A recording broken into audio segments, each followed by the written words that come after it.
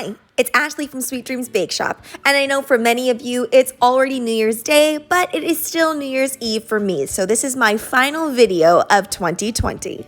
So what exactly is a piñata cake? It is a cake that usually has a chocolate shell and then it's filled with a bunch of treats. You can either fill it with wrapped treats or different types of chocolates or whatever you can think of. So as you can see, I'm very happy that I received these molds for Christmas, so I've been utilizing them. So I'm going to make 3 large spheres today, and I'm going to be making them sort of ombre, but really it wasn't super intentional. I just started adding more white candy melts to the mix, and then it became ombre, and I thought I would go with it.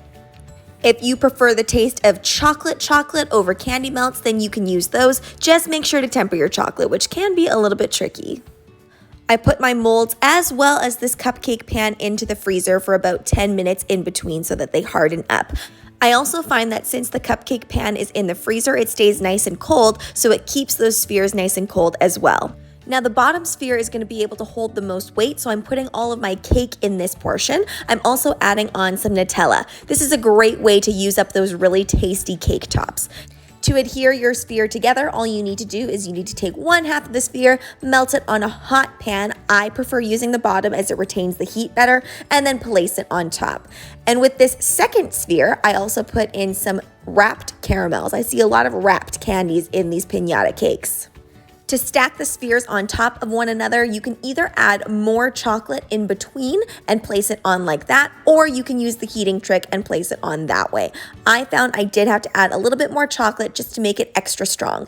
Then I'm taking some royal icing and putting it on top, and then I adhered the cone while dipping it into a little bit more of that white chocolate and placing it on.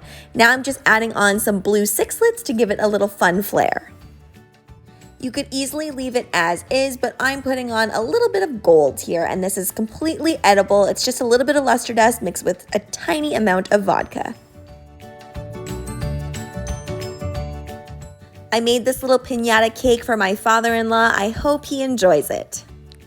I ordered these little wooden mallets that go with piñata cakes. I cannot wait until they arrive, and I will link them down in the description box below. Thanks so much for watching, guys. Don't forget to like, share, and subscribe so you can be part of the Sweetie fam. Right now, I'm uploading daily, so make sure you hit that notification bell so you know when I upload. Also, be sure to comment, request, or ask a question. I love hearing from you guys. Bye!